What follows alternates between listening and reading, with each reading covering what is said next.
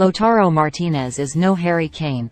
Let's get that clear. The 25-year-old found the net 3 times at the World Cup but failed to end the tournament with a goal, with all of them chalked off. It was a frustrating tournament for him, to say the least. Lionel Messi may have branded Wout Weghorst, Il Burro, in Qatar, but it was Martinez who was initially goated as the donkey who could not score. He silenced those jeers at the end of the quarterfinal against the Netherlands by firing in the decisive spot kick in the penalty shootout, and has continued to answer his critics for Inter Milan ever since. Martinez has fired in 17 of his 25 goals this season after Christmas, including in Tuesday's Champions League semi-final second leg win over rivals Milan. He's a formidable figure, but the jury is still out about whether he is truly world-class. That is the barometer Erik ten Hag has set in his hunt for a new striker and midfielder this summer. Casemiro aside, last year was about plucking rising gems, but this time around the focus is on bringing in the finished product. Kane is United's top target, with Victor Osimhen also making the list. Both are undeniably world-class and are consequently wanted by many top European outfits this summer. Gonçalo Ramos also makes ten Hag's potential target list. The 21-year-old has scored 26 goals for Benfica this season,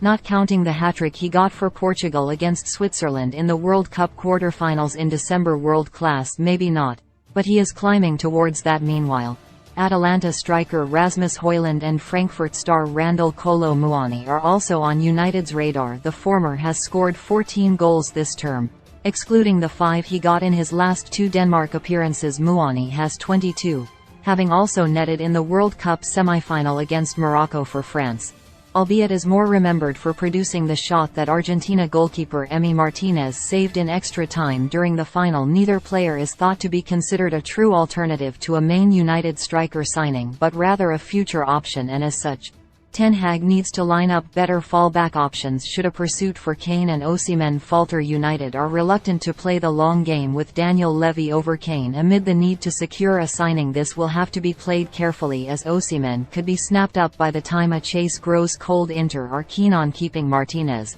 but are thought to not be beyond convincing, with the club having to balance finances. Inter legend and now Vice President Javier Zanetti said of Martinez after the Milan win, "Lautaro is part of a great journey. He grows from year to year. He is a fundamental player, one we wish to keep. At least for now. Let's enjoy it. He's happy here. It's his home. I hope he can be here for a long time." Sub publicly. Inter will play the hard game, which buys time for United if they get to the latter stages of the window, having not secured a new number 9. This possible scenario is why United are keeping correspondence with a number of options. Make no mistake, Martinez would not come cheap with 3 years left on his contract, and he will probably never be among Ten Hag's first picks. But as for an alternative option to Kane and Osimhen, he and Ramos would not be bad calls by a long stretch.